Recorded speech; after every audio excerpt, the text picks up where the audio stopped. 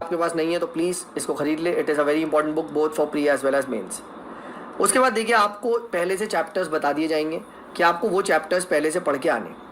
तो आप इस वीडियो लेक्चर को देखने से पहले आप वो चैप्टर को पढ़ के आए। लेट अस से आपको बोला गया चैप्टर 2-3 पढ़ो, देन वो वीडियो को आप देखें एंड देन इस वीडियो को देखने के बाद इमिजिएटली दोबारा चैप्टर 2 और 3 को पढ़ें।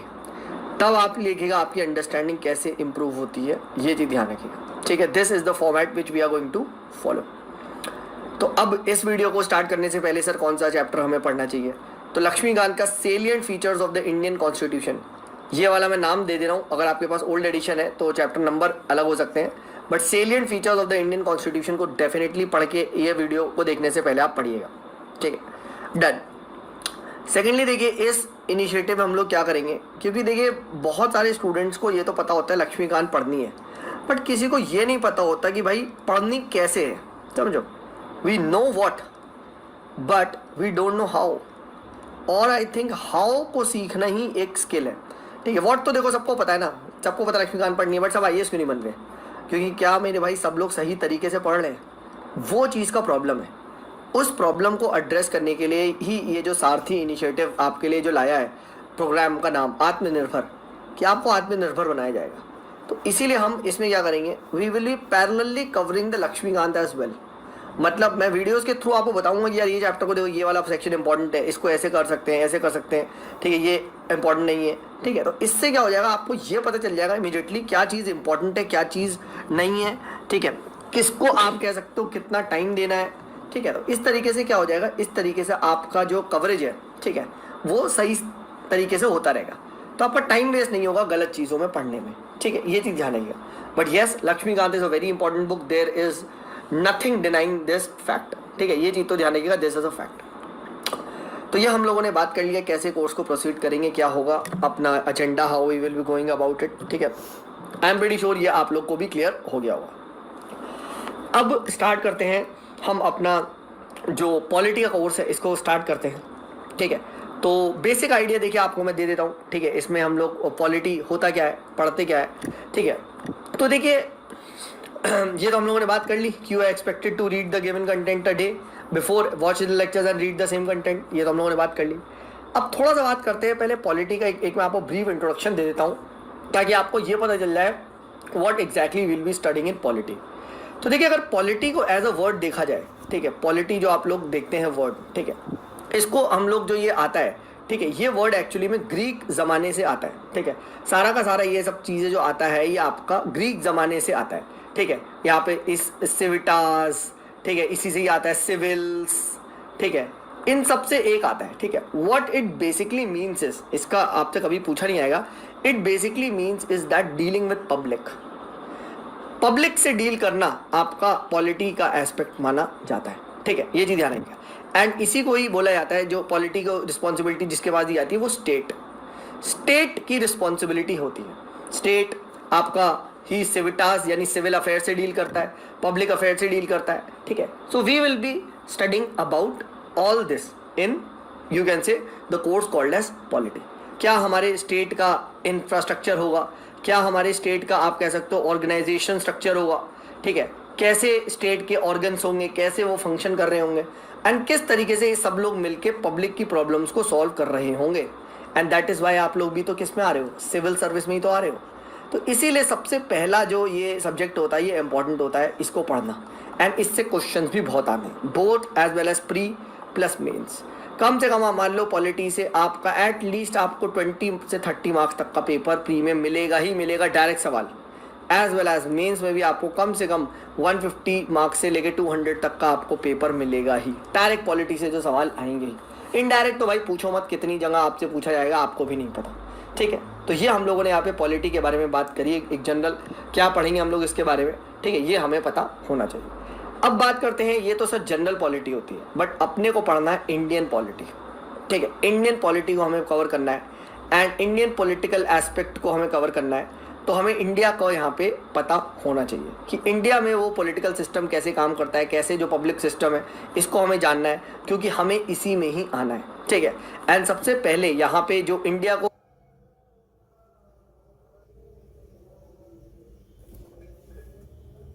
सकते हो जितना भी हमारे देश का पॉलिटिकल स्ट्रक्चर है वो कॉन्स्टिट्यूशन से ही इवॉल्व होता है। कॉन्स्टिट्यूशन क्या होता है? कॉन्स्टिट्यूशन आप सबको पता है कि एक रूल बुक होती है, जिस बुक के अंदर ये लिखा होता है किस तरीके से उस कंट्री को गवर्न किया जाएगा, who will govern, how they will govern, in what veg they will govern, है ना, when they will govern, when they will resign, when the new people will govern. ठीक है, तो हु, व्हाट, व्हेन, वेयर, ये सब answers आपको इस rule book में मिलेंगे and that rule book is called as the Indian constitution. So basically हम लोग क्या पढ़ेंगे पॉलिटी में? हम लोग पॉलिटी में सिर्फ और सिर्फ इंडियन कॉन्स्टिट्यूशन को ही बार बार डिफरेंट एस्पेक्ट से उसी को ही पढ़ेंगे। I hope this is absolutely clear. On this note let us start of with Indian constitution का एक सबसे पहले आपको ये पता होना चाहिए salient features of the Indian constitution क्या है, और यही आपका चैप्टर नंबर 3 है, लक्ष्मीकांत की किताब है, इससे आपने यहाँ पे पढ़ा होगा। तो देखिए salient features of the constitution में, अच्छा अभी शुरू के पहले 2 चैप्टर को छोड़ दे, वो हम लोग मॉडर्न हिस्ट्री के साथ कवर करते हैं। एक्चुअली में क्या है, वो हमारी पॉलिटी की हिस्ट्री है कि कैसे हमारी पॉलिटी इवॉल्व होती है, तो उसके लिए हिस्ट्री, हिस्टोरिकल बैकग्राउंड वगैरह है, बट अभी के लिए इंपॉर्टेंट नहीं है। वैसे चैप्टर इंपॉर्टेंट है, बट जब हम लोग ब्रिटिश रूल वगैरह को पढ़ेंगे मॉडर्न हिस्ट्री में तब वो आपको समझ में आएगा, चार्टर एक्ट क्या था ये वो ना। बट अभी के लिए आप ये मानो कि अपने को ये सब चीजें मैटर नहीं कर रहा, अपने को सीधे संविधान एंड उससे स्टार्ट करनी है। ठीक है, तो अब हम बात करते हैं कि ये जो हमारी रूल बुक है, जो सर हमारा कॉन्स्टिट्यूशन है, उसके फीचर्स क्या क्या है। तो आप लोगों ने पढ़ा होगा कि ये क्या है, it is the lengthiest written constitution, सबसे लंबा one of the written constitution माना जाता है। अब यहाँ पे एक टर्म आया हुआ रिटन कॉन्स्टिट्यूशन, तो इसको यहाँ पे क्विकली समझिए। देखिए जनरली कॉन्स्टिट्यूशन 2 टाइप के होते हैं, एक होता है रिटन, एक होता है आपका अनरिटन। ठीक है, अब रिटन कॉन्स्टिट्यूशन में क्या होता है, पहले कुछ लोग मिलते हैं एंड वो मिलके एक कॉन्स्टिट्यूशन बनाते हैं। ठीक है, ये हमारी कंट्री का कॉन्स्टिट्यूशन होगा, देन इस बॉडी को डिसॉल्व कर दिया जाता है। इसके बाद ये कॉन्स्टिट्यूशन के बेसिस पे जो पूरी इंडिया या पूरा वर्ल्ड जो भी कंट्री है वो गवर्न किया जाता है, दैट्स इट। ठीक है, तो ये क्या है, अब जो भी इसमें चेंज आएंगे वो अगर उसे इस पर्टिकुलर बॉडी में चेंज करना है तो वो देखेंगे कॉन्स्टिट्यूशन में क्या रूल है, देन वो इस हिसाब से चेंज करेंगे। यानी यहाँ पे कॉन्स्टिट्यूशन सुप्रीम बन जाता है। For example case of India, हमारे देश में कॉन्स्टिट्यूएंट असेंबली थी जिसने कॉन्स्टिट्यूशन बनाया, उसके बाद उसको डिसॉल्व कर दिया गया, उसके बाद हमारा देश अब कॉन्स्टिट्यूशन गाइड कर रहा है। बट ऐसा भी तो हो सकता है क्या कि कुछ लोगों ने मिलकर पार्लियामेंट बना लिया, उसके बाद अब वे जो भी लॉ बनाते जा रहे हैं वो उस कॉन्स्टिट्यूशन में ऐड होते जा रहे हैं। एक टाइप की रिंग फाइल है। ठीक है, जो लॉ बना उसने ऐड कर दिया, रिंग फाइल को खट से आपने खोला, ऐड कर दिया एक लॉ, जो भी लॉ पार्लियामेंट ने बनाया। तो यहां पे सुप्रीम कौन होता है, parliament. This is called as unwritten constitution. And यहां पे सुप्रीम कौन होता है रिटन में, कॉन्स्टिट्यूशन। ठीक है, तो कॉन्स्टिट्यूशनल सुप्रीमेसी एक वर्ड आता है एंड ये वर्ड इंडिया के लिए यूज किया जाता है। ठीक है, पार्लियामेंट्री सुप्रीमेसी कहाँ मिलती है आपको, ब्रिटेन में दिखाई देती है, जहां पार्लियामेंट ज्यादा सुप्रीम है, वो that is called as unwritten constitution. किसी एक पर्टिकुलर बॉडी ने उनका कोई कॉन्स्टिट्यूशन नहीं बनाया, पार्लियामेंट ने स्टार्ट करा, कुछ लोगों ने इलेक्ट किया अपने एमपीज एमएलएस को, अब वो जो भी कॉन्स्टिट्यूशन जो भी रूल बना रहे हैं लेट अस से देश में, वो उनके कॉन्स्टिट्यूशन में ऐड होते जा रहा है। Simple, is it clear? तो हमारा कौन सा कॉन्स्टिट्यूशन है मेरे भाई, हमारा है रिटन कॉन्स्टिट्यूशन। ठीक है, लेंथीएस्ट रिटन कॉन्स्टिट्यूशन आपने पढ़ा होगा, क्योंकि भाई हमारे देश में क्या है, हमारे देश में कॉम्प्रिहेंसिव, कॉम्प्लेक्स, अच्छे से इलेबोरेट करके डिटेल डॉक्यूमेंट लिखा गया है। ठीक है, तो इसके लिए हमारा जो कॉन्स्टिट्यूशन है काफी लेंथी है। ठीक है, और स्टेट का कोई अलग से कॉन्स्टिट्यूशन नहीं है, जैसे अमेरिका में तो स्टेट के पास अपने कॉन्स्टिट्यूशन है, हमारे देश में स्टेट का कोई कॉन्स्टिट्यूशन नहीं है, एक्सेप्ट जम्मू कश्मीर था, बट अब उसके बाद जो जम्मू कश्मीर को जो रीऑर्गेनाइज भी किया गया तो उसमें भी उसकी काफी हद तक पावर्स को ले लिया गया है।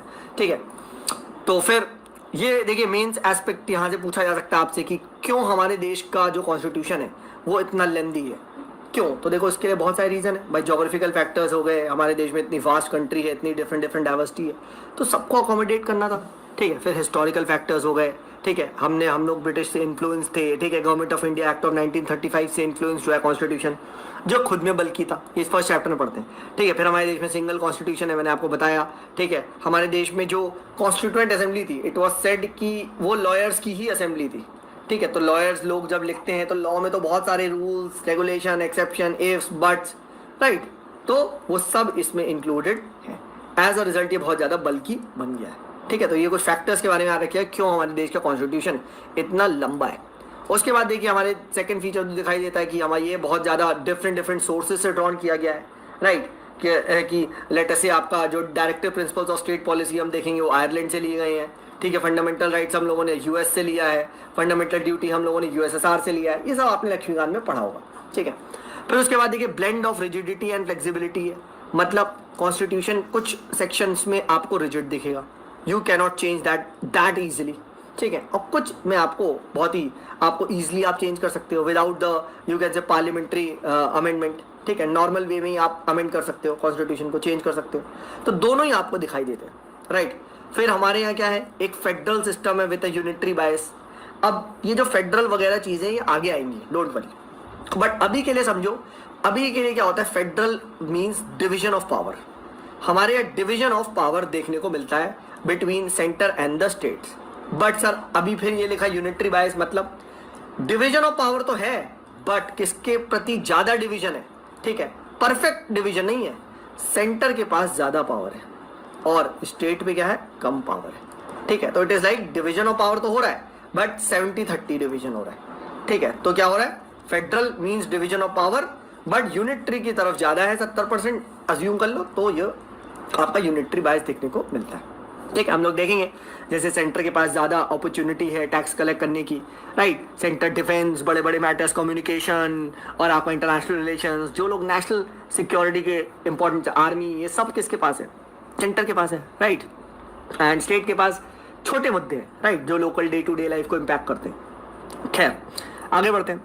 फिर उसके बाद क्या है, जो आपका ये है यहाँ पे जो दिखाई देता है कि फेडरल फीचर्स क्या क्या दिखाई देते हैं हमारे यहाँ, ठीक है। क्या क्या फेडरल फीचर्स है ये सब आगे हम पढ़ेंगे, जब हम फेडरल फ्रीडम करेंगे तब हम पढ़ेंगे। जैसे हमारे यहाँ दो गवर्नमेंट है, मैंने आपको बताया था, फेडरेशन में डिवीजन ऑफ पावर होता है, बिल्कुल होता है, ठीक है। फिर there is a written constitution, तो हमारा संविधान रिटन है, तो उसमें पहले से ही लिखा हुआ है कि ऐसे ऐसे पावर डिवीजन होगा, तो बाद में कोई आगे इसको चेंज नहीं कर सकता, ठीक है। तो अगर जब भी फेडरेशन होती है तो उनके पास रिटन कॉन्स्टिट्यूशन होना जरूरी है।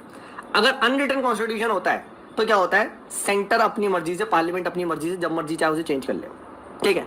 चेंज इसमें भी किया जा सकता है, आप बोल सकते हो सर पार्लियामेंट तो अब भी चेंज कर सकता है, बट ये जो अमेंडमेंट होगा ये रिजिड अमेंडमेंट होगा, इन द सेंस इसमें अभी हम लोग आगे पढ़ेंगे स्टेट्स का भी कॉपरेशन लेना जरूरी है, ठीक है। अभी हम आगे पढ़ेंगे, जब हम लोग अमेंडमेंट प्रोसीजर पढ़ेंगे तो हम लोग देखेंगे कॉन्स्टिट्यूशन को चेंज करने के लिए दो तरीके से कॉन्स्टिट्यूशन चेंज होता है, एक कि पार्लियामेंट की आप स्पेशल मेजॉरिटी से कर लो, और दूसरा पार्लियामेंट प्लस आपको आधे स्टेट से भी हाँ मनवानी पड़ेगी, ठीक है। तो स्टेट्स का भी रोल आता है अमेंडमेंट में, ठीक है, तो ये चीज ध्यान रखिएगा, ठीक है। फिर हमारे देश में इंडिपेंडेंट जुडिशरी है, बिल्कुल है, ठीक है। बाई कैमरलिज्म है, बाई कैमरलिज्म भी हम लोग डिस्कस करेंगे, 2 हाउसेज हैं, एक लोकसभा है एक राज्यसभा है, ठीक है, हम आगे बात करेंगे, डोंट वरी, ठीक है। फिर हमारे देश में क्या है, पार्लियामेंट्री फॉर्म ऑफ गवर्नमेंट है, हमारा कॉन्स्टिट्यूशन में पार्लियामेंट्री फॉर्म ऑफ गवर्नमेंट है। अब पार्लियामेंट्री फॉर्म ऑफ गवर्नमेंट में क्या होता है, पार्लियामेंट्री फॉर्म ऑफ गवर्नमेंट में it is also called as the accountable form of government.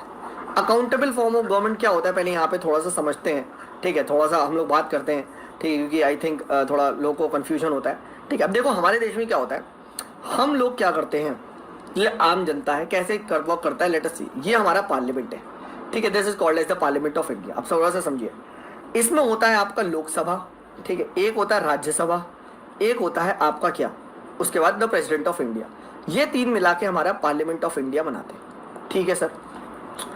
अब क्या सीन है यहाँ पे सीन समझो कि लोकसभा के जो लोग हैं उनको हम लोग एमपीज होते हैं, मेंबर ऑफ पार्लियामेंट, आप लोगों ने सुना होगा, राज्यसभा में भी एमपीज होते हैं, मेंबर ऑफ पार्लियामेंट होते हैं।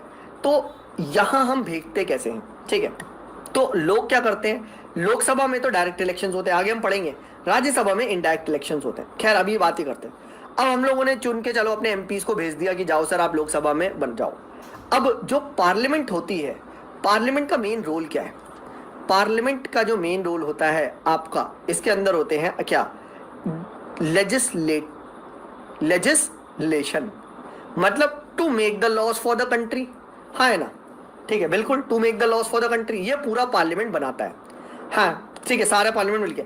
अब इन्हीं में से कुछ लोग होते हैं जो कहलाते हैं क्या, अच्छा पूरा पार्लियामेंट क्या कहलाएगा, ये जो जितने भी ये पार्लियामेंट के लोग हैं, लोकसभा के लोग हैं, ये क्या है, they are a part of legislature, ठीक है, लेजिस्लेचर कहलाएगा क्योंकि ये लोग लॉ बना रहे हैं। उनमें से कुछ लोग चुनिंदा लोग क्या होते हैं? चुनिंदा लोग मंत्री बनते हैं, and they are called as executives. They are called as executive. इनका काम होता है कि ये जो लेजिस्लेचर भाई ने हमारे लॉ को बनाया है उसको इम्प्लीमेंट करो। तो ये लोग लॉ को इम्प्लीमेंट करने की कोशिश करते हैं जमीन पे, ठीक है। तो अब जो पार्लियामेंट्री फॉर्म ऑफ गवर्नमेंट होता है उसमें क्या होता है कि जो लोग ये इम्प्लीमेंट कर रहे होते हैं एग्जीक्यूटिव, वो रिस्पॉन्सिबल किसके होते हैं, अकाउंटेबल किसके होते हैं? इस लेजिस्लेचर के। क्या मतलब सर? मतलब ये लेजिस्लेचर चाहे तो इस एग्जीक्यूटिव को सैक कर सकता है, सू कर सकता है, डिसमिस कर सकता है through a no confidence motion, ठीक है। ये हम लोग आगे पढ़ेंगे, ठीक है। तो this is called as the parliamentary form of government, कि जो लोग हमारे देश में एग्जीक्यूट कर रहे हैं लॉस, उनकी अकाउंटेबिलिटी होती है टू द लेजिस्लेचर। और हम लोग देखेंगे इंडिया में स्पेसिफिकली टू द लोकसभा, ठीक है। ये चीज ध्यान रखना। तो अभी हम बात करेंगे, जब हम पार्लियामेंट चैप्टर को पढ़ेंगे तब हम बात करेंगे कैसे पार्लियामेंट बनता है, क्या बनता है, सब बात करेंगे। देखिए आप लोग अभी ना यूपीएससी प्रिपरेशन में आ रहे हो, ठीक है। अब यूपीएससी प्रिपरेशन में बीच में आप जंप मार रहे हो। अब जब आप बीच में जंप मारते हो तो क्या होता है, शुरू में चीज़ों को समझने में थोड़ा सा टाइम लगता है, बट यही चीज़ जब बार बार आगे रिपीट होंगी, ठीक है, पार्लियामेंट चैप्टर में दोबारा ये सब कुछ पढ़ेंगे, क्या होता है लोकसभा, कैसे होता है राज्यसभा, ठीक है। जब आप पढ़ोगे और एक बार मैं पढ़ाऊंगा फिर आप पढ़ोगे तो और चीज़ें क्लियर होंगी। तो अगर किसी को अभी नहीं आया है तो ऐसी डरने की बात नहीं है। ये सब चीज़ें क्या होंगी कि सब चीज़ें आप आगे दोबारा पढ़ोगे, पार्लियामेंट्री, फेडरलिज्म, ठीक है, सेंटर स्टेट, रिटर्न कॉन्स्टिट्यूशन, सब कुछ आगे धीमे धीमे आएगा, amendment procedure, ratification by half of the state. तो ऐसी डरने की जरूरत नहीं है। अभी जितना समझ में आ रहा है उतना करो, ठीक है। ट्रस्ट मी, अगर मैंने चैप्टर 1 से स्टार्ट किया होता ना लक्ष्मीकांत के, आधे बच्चे ना बोलते सर एक काम करो, हम पैसे रिफंड कर दो, हम जा रहे हैं, हमें प्रिपरेशन ही नहीं करनी है। इसीलिए मैं आपको बता रहा हूँ, that is I asked you कि जो हमारा मेंटरशिप प्रोग्राम है ये क्यों इतना सक्सेसफुल है, क्योंकि बच्चा खुद पढ़ के आ रहा है, हम उसमें ऐड ऑन कर रहे हैं वैल्यू, ठीक है। तो ये चीज़ आएगा, तो आएगा धीमे धीमे सब समझ में आएगा, ठीक है। तो यहाँ पे पार्लियामेंट्री फॉर्म ऑफ गवर्नमेंट होता है, ठीक है। यहाँ पे nominal as well as real executives होते हैं, ये हम सब पढ़ेंगे, नॉमिनल रियल एग्जीक्यूटिव्स क्या होते हैं, ठीक है। उसके बाद यहाँ मेजॉरिटी पार्टी रूल करती है, जिसके पास भी ज़्यादा वोटिंग एमएलएज होते हैं, एमपीज होते हैं, वो लोग मिलके क्या करते हैं, सरकार को चुनते हैं, ठीक है, एग्जीक्यूटिव बनाते हैं, ठीक है। फिर उसके बाद क्या होता है, कलेक्टिव रिस्पॉन्सिबिलिटी होती है जो हमने बताई थी एग्जीक्यूटिव की लेजिस्लेचर पे, ठीक है। और यहाँ पे prime minister is the leadership, ठीक है, एग्जीक्यूटिव का लीडर प्राइम मिनिस्टर होता है, ठीक है, वो डिसाइड करता है कैसे क्या एग्जीक्यूट होना है, ठीक है। एंड लोकसभा डिसॉल्व हो जाता है एवरी 5 ईयर या उससे पहले, ठीक है। कभी भी जब एग्जीक्यूटिव या गवर्नमेंट अपनी क्या करे, गवर्नमेंट अपनी कॉन्फिडेंस को लूज कर जाए, ठीक है, तो क्या होगा, no confidence and Lok Sabha gets dissolve, ठीक है। और अगर अल्टरनेट फॉर्म ऑफ गवर्नमेंट नहीं बन पा रही है तो क्या होगा, तो आपका लोकसभा डिसॉल्व कर दिया जाएगा, ठीक है। ये चीज़ ध्यान रखना। अभी हम पढ़ेंगे नो कॉन्फिडेंस मोशन, यही होता है कि अगर एग्जीक्यूटिव को पास इतने नंबर नहीं है कि भाई वो एग्जीक्यूटिव रह सके, तो ऑपोजिशन क्या करेगा, ऑपोजिशन आपका नो कॉन्फिडेंस मोशन पास करके एग्जीक्यूटिव को बर्खास्त कर देगा, ठीक है। तो ये सब आगे पढ़ेंगे, डोंट वरी, ठीक है।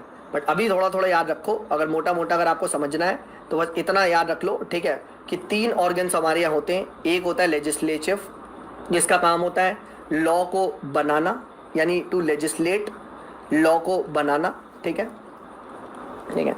एक होता है एग्जीक्यूटिव, जिसका काम होता है लॉ को एग्जीक्यूट करना, ठीक है। अब अच्छा, इसमें भी 2 होते हैं, एक होता है परमानेंट एग्जीक्यूटिव, जो जैसा आप लोग IAS PCS, हाँ है ना, ठीक है। एक होता है टेम्पररी पॉलिटिकल एग्जीक्यूटिव, जो आपके मंत्री लोग होते हैं, ठीक है, ठीक है। और तीसरा होता है आपका जुडिशरी, जिसका काम होता है चेक करना कि ये जो लॉ बना है, लॉ एग्जीक्यूट हो रहा है, वो प्रॉपरली कॉन्स्टिट्यूशन के में जो लिखा हुआ है उस इसी तरीके से तो हो रहा है ना, क्या ये वायलेट तो नहीं कर रहे कॉन्स्टिट्यूशन को, ठीक है, जज कर। इस 3 तरीके से ही होता है, ठीक है, ठीक है। हम लोग क्या इलेक्ट करते हैं, हम लोग अपने लेजिस्लेचर को इलेक्ट करते हैं, एमपीज को, यही एमपीज जाते हैं लोकसभा में, ठीक है। जिस पार्टी के पास मेजॉरिटी होता है वो बनाती है सरकार, ठीक है। उसमें से क्या होता है, कुछ लोग को चुना जाता है और वो लोग एग्जीक्यूटिव होते हैं, आपस में मिलकर एग्जीक्यूटिव बनाते हैं, ठीक है, ठीक है। एंड ये एग्जीक्यूटिव क्या करते हैं, ये एग्जीक्यूटिव लॉस को इम्प्लीमेंट करने का काम करते हैं, ठीक है। तो ये चीज ध्यान रखना। तो एग्जीक्यूटिव पे क्या होती है, डुअल मेंबरशिप हो जाती है। एक तो आप एग्जीक्यूटिव लॉस को इम्प्लीमेंट करने का काम करते हैं, ठीक है, तो ये चीज ध्यान रखना। तो एग्जीक्यूटिव पे क्या होती है, डुअल मेंबरशिप हो जाती है। एक तो आप एग्जीक्यूटिव भी हो गए, ठीक है, plus you are also a part of the legislature, क्योंकि हो तो तुम एमपी भी, हाँ है ना। क्या हमारे प्राइम मिनिस्टर एमपी नहीं है? अरे बनारस के एमपी है मेरे भाई, हाँ है ना। ठीक है, ये चीज ध्यान रखना। डन डन, ठीक है। तो executive parliamentary form of government में क्या होता है, इस एग्जीक्यूटिव की रिस्पॉन्सिबिलिटी होती है लेजिस्लेचर के पास, ठीक है। याद रखना, अंग्रेजों के जमाने में क्या होता था, उल्टा होता था। ये एग्जीक्यूटिव जो था ये कभी भी लेजिस्लेचर के अकाउंटेबल नहीं था, क्योंकि इनका लेजिस्लेचर कहाँ था, ब्रिटिश का, इंग्लैंड में, ठीक है। और इंग्लैंड वाले लॉ बनाते थे और एग्जीक्यूट करते थे अंग्रेज के कुछ आईएएस ऑफिसर, ठीक है, ईस्ट इंडिया कंपनी के लोग इंडिया में, ठीक है, थोड़ा तो पता ही होगा। And they were absolutely not at all accountable. जो मर्जी आता था वो लोग ग्राउंड पे करते थे, इन्हें कोई मतलब नहीं था, ठीक है। बट इसीलिए अब क्या है, आज लेजिस्लेचर हमारे देश में आपका अकाउंटेबिलिटी सेट करता है एग्जीक्यूटिव की। You cannot do anything executive, you require legislature, क्योंकि लेजिस्लेचर को किसने चुना है, लोगों ने डायरेक्टली। हम अपने एमपी को चुनते हैं, ना कि प्राइम मिनिस्टर को। याद रखना, प्राइम मिनिस्टर को एमपीज जाके फिर चुनते हैं आपस में। अब तुम तो बोलोगे बट लोग तो वोट मोदी जी के नाम पे वोट मांगते हैं। अरे हाँ, वो चेहरा पहले से डिक्लेयर हो जाता है, बट रियलिटी में क्या होता है, do you vote for the prime minister और do you vote for Narendra Modi as a MP? In reality we vote for Narendra Modi as a MP, ठीक है। उसके बाद जब हम लोगों ने देखा बीजेपी ने सारे सीटें वहां पे जीत ली, फिर वो लोग मिले और उन्होंने डिसाइड कर लिया कि अगर हम जीते तो हमारा नेता होगा, हमारा एग्जीक्यूटिव का लीडर होगा, प्राइम मिनिस्टर होगा नरेंद्र मोदी जी, ठीक है। और बस वो बन गए प्राइम मिनिस्टर। ऐसे होता है, ठीक है, धीमे धीमे सब आएगा, डोंट वरी। खैर आगे बढ़ते हैं, ठीक है। सो अच्छा, क्या इंडियन पार्लियामेंट एक सॉवरेन बॉडी है? समझो, सॉवरेन बॉडी का मतलब इंडियन पार्लियामेंट कुछ भी कर सकता है। मैंने आपको बताया था, इंडियन पार्लियामेंट भी अपनी पावर कहां से डिराइव कर रहा है, कॉन्स्टिट्यूशन से। यानी इंडियन पार्लियामेंट किसके अंडर है, कॉन्स्टिट्यूशन ऑफ इंडिया के अंदर है। So it is not a sovereign body. जबकि ब्रिटेन पार्लियामेंट, मैंने आपको बताया था, वहां पार्लियामेंट से कॉन्स्टिट्यूशन आ रहा है, याद रखो। तो कॉन्स्टिट्यूशन नीचे है, पार्लियामेंट ऊपर है। और यहाँ क्या है, कॉन्स्टिट्यूशन ऊपर है, पार्लियामेंट नीचे है इंडिया में, ठीक है। चलिए आगे बढ़ते हैं। फिर synthesis of parliament sovereignty and judicial supremacy. अब जुडिशियल सुप्रीमेसी ऐसा होता है जहां पे जुडिशरी बहुत पावरफुल होती है। से एग्जांपल बता सकते हो, अमेरिका। अमेरिका में कहा जाता है it is the mother of all judiciary. America में there is a phenomena of judicial review. वो उन्हें लगा, जरा सा भी लगा तो वो फट से लॉ को स्ट्राइक डाउन कर देंगे, ठीक है। तो this phenomena is called judicial review. India में भी है, बट अमेरिका का तो बहुत ज्यादा तगड़ा है, हम बात करेंगे, ठीक है। तो अमेरिका में जुडिशरी बहुत ज्यादा स्ट्रांग है, एंड ब्रिटेन में पार्लियामेंट बहुत ज्यादा स्ट्रांग है, मदर ऑफ ऑल पार्लियामेंट, ठीक है। तो बहुत इजीली कॉन्स्टिट्यूशन को अमेंड कर सकती है, कोई दिक्कत नहीं आएगी उन्हें, ठीक है। पार्लियामेंट ने जो कह दिया वो होगा, ठीक है। बट यहाँ पे इंडिया में क्या है, मिक्सचर है। ना ही हमारे यहाँ जुडिशियल बहुत ज़्यादा सुप्रीम है, ना ही हमारे यहाँ पार्लियामेंट इतना ज़्यादा सॉवरेन है, ठीक है गाइस। ये आई होप क्लियर हो रहा होगा। तो क्योंकि हमारे कॉन्स्टिट्यूशन मेकर्स ने जो भी कॉन्स्टिट्यूशन बनाया है बहुत सोच समझ के देख के बनाया है, ठीक है। चलिए आगे बढ़ते हैं। फिर उसके बाद क्या है, यहाँ पे अमेरिका में ये सब जो ड्यू प्रोसेस ऑफ लॉ वगैरह आता है, ठीक है, ये हम आगे सब डिस्कस करेंगे, don't worry. Due process of law क्या होता है, procedure establish by the law होता है, वो सब हम बात करेंगे। क्यों अमेरिकन जुडिशरी इतनी ज़्यादा स्ट्रॉन्ग है मैं आपको बताऊंगा, ठीक है। अमेरिकन जुडिशरी क्यों उतनी ज़्यादा स्ट्रॉन्ग है वो हम due process of law, procedure establish by law आगे पढ़ेंगे, ठीक है, जब हम फंडामेंटल राइट्स पढ़ते हैं, ठीक है। फिर उसके बाद क्या है, इंडिया में क्या है, इंडिया में अगर हम बात करें तो जुडिशरी हमारे यहाँ एक इंटीग्रेटेड एंड इंडिपेंडेंट जुडिशरी है, ठीक है। अब जैसे अमेरिका में क्या है, स्टेट की जुडिशरी अलग और क्या यूनियन जुडिशरी अलग, और दोनों अपने अलग अलग काम कर रहे हैं, दोनों एक दूसरे में इंटरवीन नहीं कर रहे। हमारे यहाँ हायरार्की है, सुप्रीम कोर्ट के नीचे हाई कोर्ट के नीचे सबऑर्डिनेट कोर्ट्स, इस टाइप की हायरार्की है। तो सबऑर्डिनेट कोर्ट की अपील हाई कोर्ट में, हाई कोर्ट की अपील सुप्रीम कोर्ट में, इस टाइप से चलता है, ठीक है। फिर हमारे देश में हमारे कॉन्स्टिट्यूशन फंडामेंटल राइट्स मिलते हैं, ठीक है, आप लोगों ने पढ़ा होगा, ठीक है। पार्ट 3 का ये पार्ट है, ठीक है, जिसमें आपका कुछ basic certain set of rights मिलते हैं जिसको इतनी आसानी से नहीं छीना जा सकता। ठीक है, these are fundamental to in our existence. ठीक है, ये हम पढ़ेंगे अपना जब पार्ट 3 पढ़ेंगे तब। ठीक है, फिर DPSP है, directive principles of state policy है। ये आपके सर्टेन इंस्ट्रक्शंस होते हैं स्टेट को कि भाई स्टेट सरकार आपको ऐसे लॉज बनाने हैं एंड इन प्रिंसिपल्स का ख्याल रखना है, एंड वो प्रिंसिपल ही DPSP बनाते हैं। ठीक है, पार्ट 4 में आता है, ये भी हम पढ़ेंगे। ठीक है, एंड डॉक्टर अंबेडकर जो father of the Indian constitution है, उन्होंने इसको नोवेल फीचर बताया था इंडियन कॉन्स्टिट्यूशन का। ठीक है, ये आपका इकोनॉमिक एंड सोशल डेमोक्रेसी को प्रमोट करने की बात करते हैं। जैसे ये बात करते हैं कि आपका एक वेलफेयर स्टेट होना चाहिए। ठीक है, the state should take proper active measures so that working environment बहुत अच्छा रह सके, इनइक्वालिटीज कम हो सके। ठीक है, तो ये सब क्या है, DPSP का पार्ट है, ये हम पढ़ेंगे डोंट वरी, आज तो बेसिक क्लास है। ठीक है, फिर उसके बाद ये मिनर्वा विल एक इम्पॉर्टेंट केस है। ठीक है, अभी हम बात करेंगे। ये कहता है कि भाई जो हमारा इंडियन कॉन्स्टिट्यूशन है, it is found on the bedrock balance of both fundamental right and DPSP। ठीक है, अभी हम पढ़ेंगे जब दोनों, तब आपको समझ में आएगा क्यों ऐसा क्यों। ठीक है, बट इंपॉर्टेंट थिंग मैंने ये क्यों डाला है इस कि अब से आपको जब भी लक्ष्मीकांत पढ़ो केसेस पे नज़र होनी चाहिए। तो कोई भी केस आए तो केस के लिए क्या करो, अपनी छोटी सी, लोग कहते हैं ना नोट्स कैसे बनाने, तो नोट्स में यहाँ पे यही आपके जो नोट्स सपोज को बनाने यहीं पे लिख दो। ठीक है, जस्ट लेट मी सेकंड। ठीक है, मिनर्वा विल केस, एंड यहाँ पे लिख दो 1980 का। इसमें सुप्रीम कोर्ट का क्या जजमेंट था, इसमें सुप्रीम कोर्ट का जजमेंट था कि भाई जो कॉन्स्टिट्यूशन है it is formed as a balance of what fundamental right and DPSP। Short notes आपने यहाँ पे बना लिए। ठीक है, ताकि इसको जब रिवाइज करो तो मिनर्वा विल केस आपको याद रहे। प्रीलिम में भी पूछा जाता है, प्लस जब आप मेंस का आंसर कोट करोगे तो ये चीज़ अनुदीप दुरुशेट्टी, टीना डाबिन की कॉपी में दिखता है। जब ये लोग फंडामेंटल राइट्स पे, DPSP पे क्वेश्चन आता है तो डेफिनेटली ये सुप्रीम कोर्ट के जजमेंट्स को डेफिनेटली मेंशन करते हैं। ठीक है, याद रखना, हर एक सब्जेक्ट का एक टोन होता है, राइट। जैसे अगर आप ज्योग्राफी पढ़ रहे हो तो अगर आप मैप वगैरह ना बनाओ तो वो टोन मिसिंग है। अगर आप हिस्ट्री पढ़ रहे हो तो अगर आप कुछ राजाओं के बारे में, डेट्स के बारे में, फैक्ट्स एंड फिगर्स में ना लिखो तो थोड़ा सा मिसिंग है।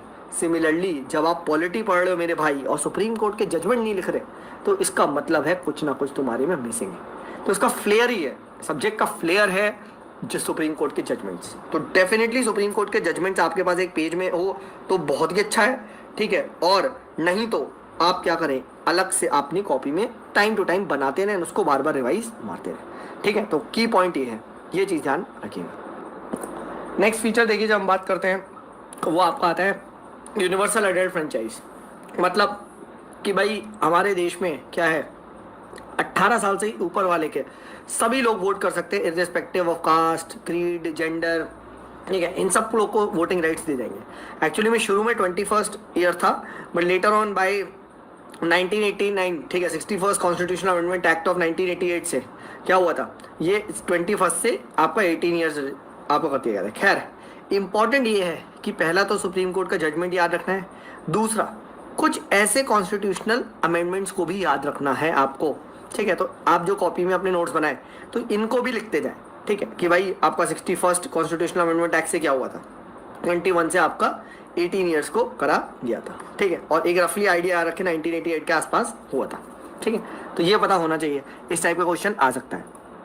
नेक्स्ट, हमारे देश में सिंगल सिटीजनशिप है। जैसे कि आपको पता है कि इंडिया में स्टेट की कोई सिटीजनशिप नहीं है। ठीक है, ठीक है, आप इंडिया के सिटीजन हो, बिहार के वगैरह के, वो डोमिसाइल चलता है बट सिटीजनशिप नहीं है। ठीक है, बट USA में क्या है, USA में आप एक स्टेट के भी सिटीजन हो प्लस आप USA के भी सिटीजन हो। ठीक है, जैसे आप आयोवा में रहते हो, आयोवा एक स्टेट है। ठीक है, पेंसिल्वेनिया में रहते हो तो वो एक स्टेट है। ठीक है, और प्लस आप USA के भी सिटीजन हो। फिर हमारे कॉन्स्टिट्यूशन में बहुत सारी आपको इंडिपेंडेंट बॉडीज मिलती हैं। ठीक है, जैसे आपको दिखाई देगा finance commission, election commission of India, ये सब आगे पढ़ेंगे, डोंट वरी। ठीक है, जिनका काम है कि इफेक्टिवली कंट्री को एक इम्पार्शियल वे में जो भी इनका टास्क है, जैसे इलेक्शन कंडक्ट करवाना है। अब इलेक्शन कंडक्ट करवाने का मतलब ही है यार कि पावर का डिसाइड होना है। अब this has to be very very transparent, right.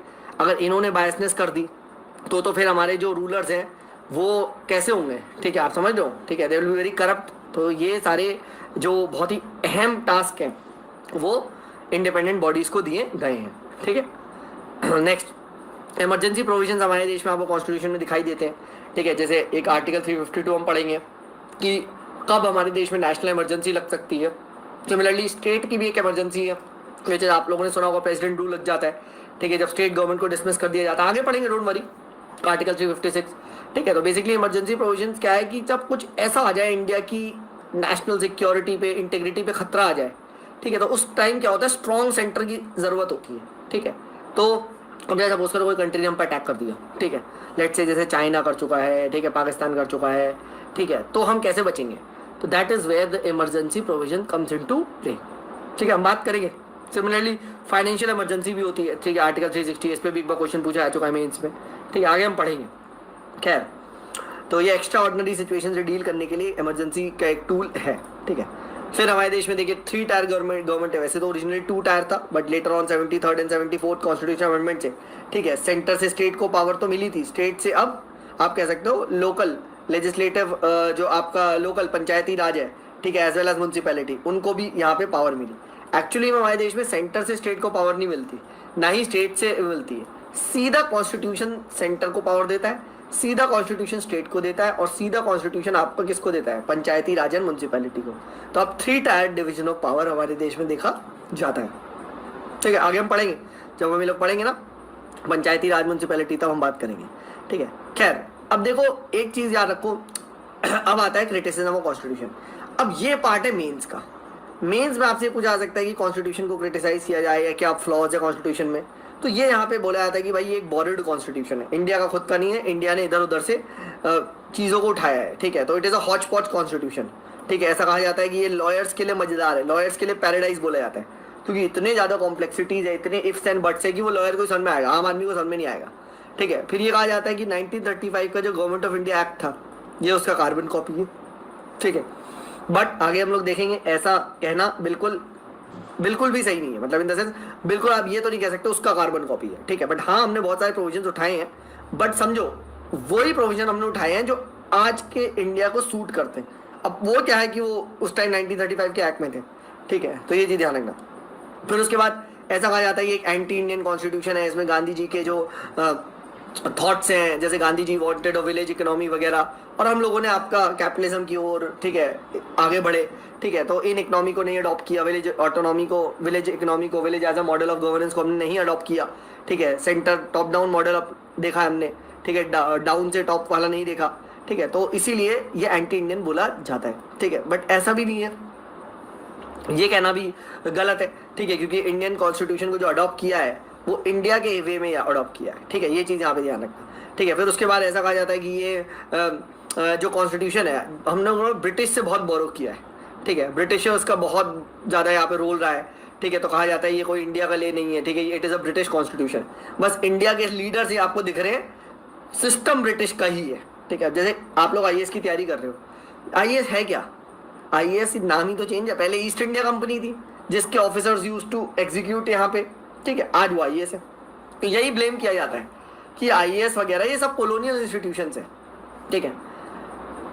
फिर हम लोगों ने डिस्कस कर लिया अनगांधीयन कॉन्स्टिट्यूशन कैसे है। फिर ये काफ़ी बड़ा है, देखिए एलिफेंटाइन साइज है, कैसा कहा जाता है, बहुत मोटा है, ठीक है, बहुत ज़्यादा कॉम्प्लेक्स लैंग्वेज है, लॉयर्स के मजे है, सिर्फ लॉयर्स को समझ में आएगा, नॉर्मल आदमी को नहीं समझ में आएगा, ठीक है। तो इस तरीके से आप डिफाइन कर सकते हैं, थोड़ा थोड़ा लिख सकते हैं मेंस में जब क्वेश्चन आए। खैर, एक चीज़ और ध्यान रखना, लक्ष्मीकांत में क्या होता है, टेबल्स वगैरह दी होती हैं, तो इन टेबल्स को काफ़ी अच्छे से पढ़ना, कि tables helps you first and foremost to memorize things, and second इनसे क्वेश्चन जरूर फंसता है, ठीक है। अब जैसे पार्ट 4A पे आ गया, सिर्फ पार्ट 4A लिख देगा, अब तुम्हें पता नहीं यार पार्ट 4A क्या है, तो पार्ट 4A फंडामेंटल ड्यूटी। तो जैसे पार्ट 1 है हमारा union and it's territory, part 2 है सिटीजनशिप, ठीक है।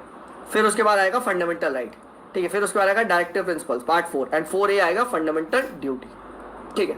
तो UCF, ठीक है, UCF union and territory, citizenship, fundamental rights, DPSP, fundamental duties, ठीक है। तो पार्ट 1, 2, 3, 4, 4A, तो ये पता होना चाहिए, ठीक है। तो इस टाइप से प्लीज इस सबको नजर रखें, इस टाइप से क्वेश्चन फंसते हैं। आगे हम लोग सब डिस्कस करेंगे, डोंट वरी, बट अल्टीमेटली याद क्या करना है, ठीक है। फिर उसके बाद आता है देखिए कुछ आर्टिकल्स का यहाँ बताया हुआ है, important articles of the constitution.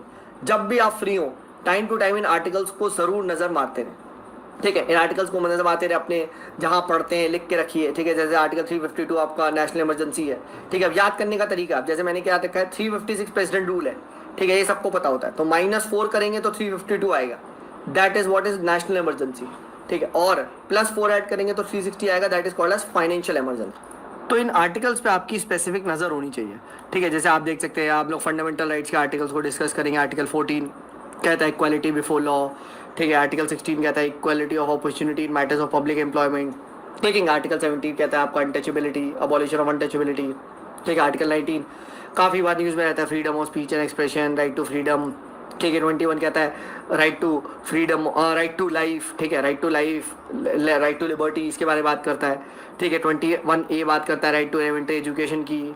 Similarly article 32 कहा जाता है, इसको एनफोर्समेंट के लिए यूज़ किया जाता है, एनफोर्समेंट ऑफ फंडामेंटल के राइट्स के लिए। So it is called as the right to constitutional remedies, कि अगर आपके फंडामेंटल राइट्स को कोई ले ले तो कॉन्स्टिट्यूशन में जाके कि आपके पास रेमेडी है कि उसको सॉल्यूशन मिले, समवन स्नैचेज योर राइट्स, तो रेमेडीज है, ठीक है। You can approach the supreme court, ठीक है। तो सुप्रीम कोर्ट एक ऑर्डर जिसको कहा जाता है रिट, वो जारी करेगा, ठीक है। तो ये चीज़ यहाँ पे ध्यान रखें। सो इस तरीके से हम लोगों ने इस पर्टिकुलर एक बेसिक फीचर को यहाँ पे डिस्कस करने की कोशिश करी, ठीक है। अब देखिए, मैं आपको दिखाता हूँ कि लक्ष्मीकांत जो पढ़नी है वो पढ़नी कैसे, ठीक है। जो 6th एडिशन है लक्ष्मीकांत का, इफ़ यू वांट तो PDF भी आप ले सकते हैं, नहीं तो आप लोगों ने बुक भी खरीदी होगी। तो हम लोगों ने चैप्टर 3 को कवर किया, ठीक है। तो अब मैं चैप्टर 3 को यहाँ कवर करता हूँ और ये आपके सामने है, ठीक है। अब जब भी आप इसको पढ़ेंगे, ठीक है, अब जब भी आप इसको लेटर से मैं आपको पढ़ता हूँ एंड मैं आपको एक पैराग्राफ पढ़ के दिखाता हूँ, तो आपको यहाँ पे कुछ कुछ आइडिया लग जाएगा कि इसको करना कैसे है, ठीक है। फॉर अब देखिए, मेरे साथ एक पैराग्राफ आप पढ़ेंगे तो दिख जाएगा, ठीक है। The Indian constitution is unique in its content and spirit, though borrowed from almost every constitution of the world. The constitution of India has several salient features that distinguish it from the constitution of other countries. It should be noted at the outset that the number of original features of the constitution as adopted on this 1949 have undergone substantial changes, ठीक है। और बहुत सारे amendments हुए, जैसे 7th amendment, 42, 44, 73, अब exactly नहीं है, ठीक है। अब देखिए, ठीक है, in fact the 42nd amendment, this is important, is known as mini constitution.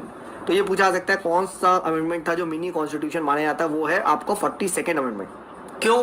क्योंकि because of the large number of changes made by it in various parts of the constitution. तो यहाँ पे ऑटोमेटिकली इंपॉर्टेंट बन जाता है 42nd constitution amendment. अब हम पढ़ेंगे during the times of emergency Indira Gandhi ji ने ये लेके आई थी, right. And however, in the case of Nanda Bharti case 1973, the Supreme Court ruled that the constituent power of the Parliament under 368 does not enable it to alter the basic structure of the Constitution. यानी किस case में बोला गया था कि basic structure को amend नहीं कर सकते? Case of Nanda Bharati case. तो अब यहाँ पे आपको नोट्स बना लेने वहीं पे अपने case of Nanda Bharati case. What does Supreme Court say in 1973? क्या कि भाई parliament cannot alter, can't alter basic structure. ये आपने अपनी छोटी सी कॉपी में यहाँ पे इस पैरा से लिख लिया बस। यानी एक केस आपको यहाँ मिल गया, case of Nanda Bharati case 1973, basic structure. इसी को हम आगे पढ़ेंगे। It is called as a basic structure doctrine. Supreme court ने एक बेसिक स्ट्रक्चर डॉक्ट्रिन की बात करी थी। उन्होंने उसमें बताया था कि कॉन्स्टिट्यूशन के हर पार्ट को अमेंड किया जा सकता है, बट आप जो बेसिक एसेंस है कॉन्स्टिट्यूशन की वो अमेंड नहीं कर सकते, ठीक है। ये चीज़ जानना।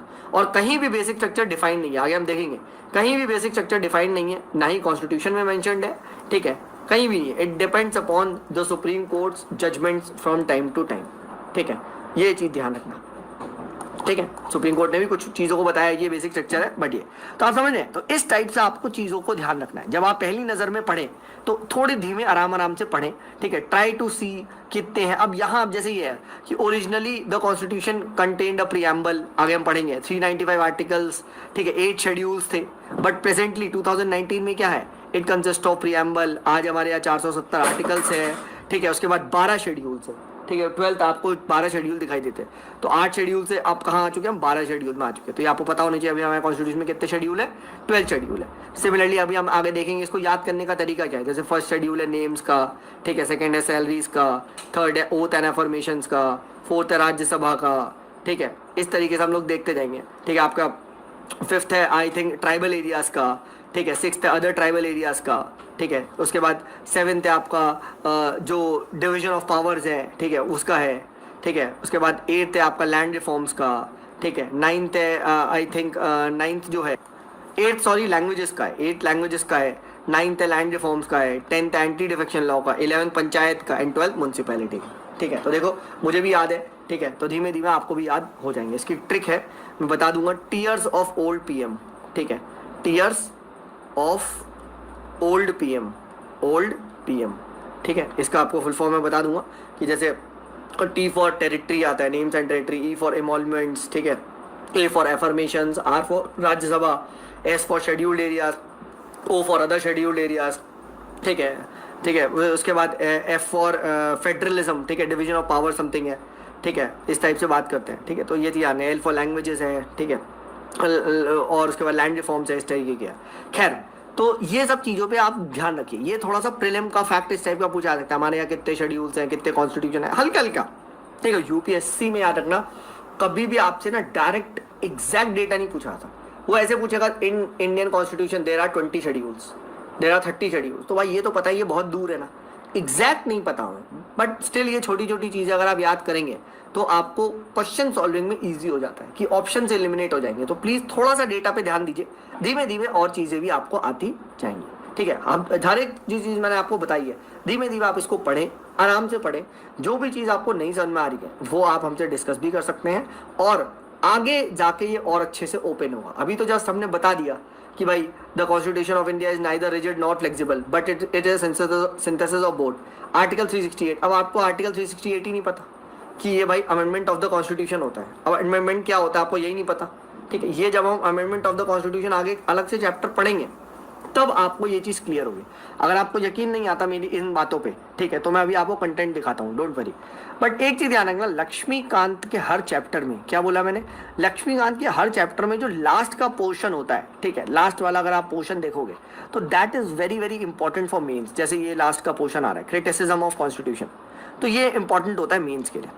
तो जब भी आप पढ़ो, अगर आपको नोट्स सपोज करो सेपरेटली नहीं बना रहे तो जस्ट मार्क कर लो यहाँ मेन्स, ठीक है, ठीक है। सपोज करो this is important for pre, आपको लग रहा है यार ये डेटा सपोज करो ये है प्री के लिए कि भाई नेशनल इमरजेंसी होती है, तो यहाँ पी लगा दो कि भाई national emergency on the ground of war और एक्सटर्नल आर्म्ड अग्रेशन, ठीक है, आर्म्ड रेबेलियन 352, ठीक है। स्टेट इमरजेंसी प्रेसिडेंट रूल, तो यहाँ आपने लगा दिया 356, ठीक है, इस टाइप की बात कर ली। सिमिलरली फाइनेंशियल इमरजेंसी का क्या है, आर्टिकल 360, तो यहाँ आपने प्री के लिए लगा दिया कि हाँ यार ये प्री के लिए इंपॉर्टेंट है, ठीक है।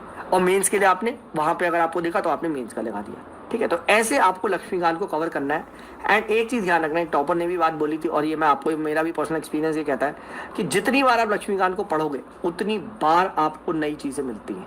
तो एटलीस्ट एग्जाम से पहले आपकी 5-6 रीडिंग हो जाएगी, डोंट वरी, ठीक है। बट हमेशा याद रखना, जितनी बार आप पढ़ोगे उतना आसान भी होता है पढ़ना। पहली बार आपको टाइम लगेगा, दूसरी बार और कम टाइम लगेगा, तीसरी बार और कम टाइम लगेगा, ठीक है, देन यू बिकम एक्सपीरियंस।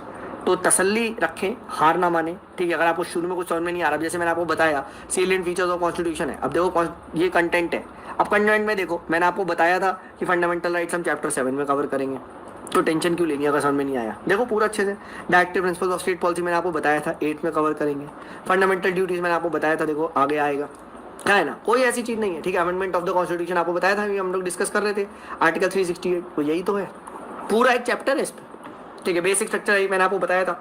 कौन से केस से आया था बताइए, केशव नंदा भारती केस, कौन से ईयर में था, 1973 में, लो उस पर पूरा हुआ है, ठीक है, हाँ है ना।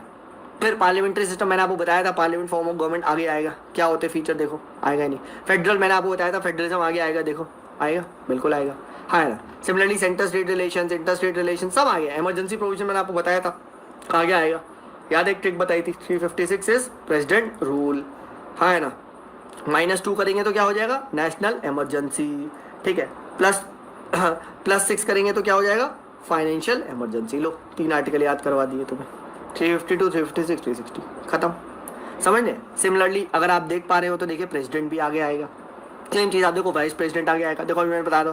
फिर उसके बाद देखिए आगे आगे देखिए पार्लियामेंट का, पूरा पार्लियामेंट क्या होता है, it is the biggest chapter, सबसे लंबा चैप्टर है और सबसे इंपॉर्टेंट चैप्टर भी है, ठीक है। इससे क्वेश्चन बहुत आते हैं प्रीलिम्स में, ठीक है। तो ये सब क्या है, अगर आप देख पा रहे हैं ये सब आपके आगे आएंगे, ठीक है। अगर आप आगे देखो, सिमिलरली देखो सुप्रीम कोर्ट आगे आएगा, ठीक है। जुडिशियल रिव्यू, ठीक है, जो मैंने आपको बताया था अमेरिका में, जुडिशियल एक्टिविज्म, सब ये आगे आएगा, ठीक है। फिर उसके बाद यही नहीं, इवन जो आपकी वो सारी कॉन्स्टिट्यूशनल बॉडीज़ हैं जो मैंने आपको बताई थी, ठीक है, जैसे पंचायती राज, ठीक है, ये देखो ये मैंने आपको बताया था, आगे म्यूनसिपैलिटीज़ हम पढ़ेंगे, अर्बन लोकल बॉडीज़ हम पढ़ेंगे, ठीक है।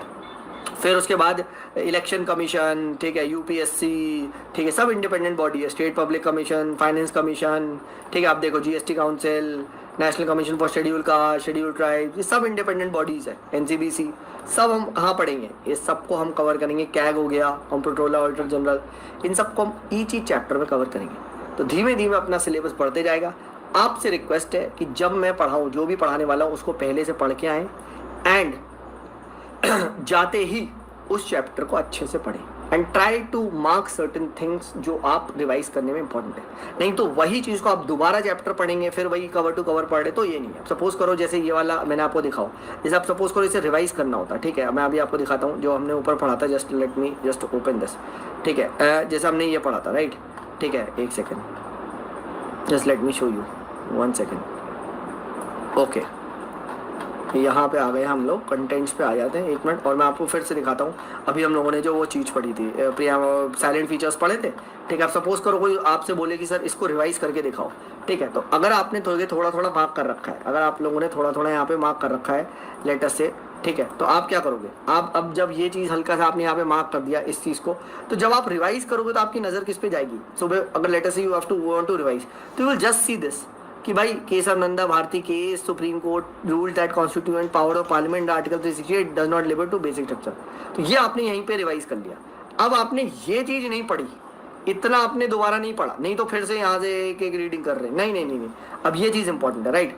फिर आप इसके बाद कि सर हमें ये कैसे पता चलेगा कौन सा प्री के लिए इंपॉर्टेंट है, कौन सा मेंस के लिए इंपॉर्टेंट है। वेल, इसका आंसर आपको सिर्फ और सिर्फ एक ही भाई दे सकता है, वो है हमारा प्रीवियस ईयर क्वेश्चन। तो हमेशा नज़र आपकी प्रीवियस ईयर क्वेश्चन पे होनी चाहिए। हम भी डिस्कस करेंगे, आप भी अपने साथ एक प्रीवियस ईयर क्वेश्चन की बुकलेट को रखें, ठीक है, एक मार्केट में कोई भी बुक ले सकते हैं, प्री की एज वेल एज मेंस की, एंड देखते रहे किस टाइप के क्वेश्चन आ रहे हैं। अभी सॉल्यूशन पे मत देखें कि सॉल्यूशन हो रहा है नहीं हो रहा है, doesn't matter. What matters is की क्वेश्चन आपको सुना सुना तो लग रहा है, सुना सुना से सुना सुना लगना चाहिए, फिर सॉल्यूशन भी आएंगे, डोंट वरी अबाउट दैट, ठीक है। तो अगर आप ऐसा करेंगे तो डेफिनेटली होगा। एंड यस, बहुत सारे स्टूडेंट्स को इसमें ये भी डाउट होता है, तो टेस्ट वगैरह भी हम टाइम टू टाइम, जैसे 3-4 क्लास हो जाएगी तो हम एक छोटा सा 20, 25, 30 क्वेश्चन का टेस्ट भी रख सकते हैं, ठीक। तो don't worry about that and अच्छे से इंटरलिंक करके पढ़ेंगे। बस एक चीज़ ध्यान रखिएगा, the journey is going to be very long, ठीक है। यू नेवर नो आपको फर्स्ट अटेम्प्ट में हो या 5th अटेम्प्ट में हो, 6th अटेम्प्ट में, आपको नहीं पता। But what is definitely for sure is that you will be requiring a lot of commitment. तो अगर आप कमिटमेंट करने को तैयार हैं तभी आए। At Sarathi as a platform will increase your process, ठीक है। अब ये चैप्टर आपको पता है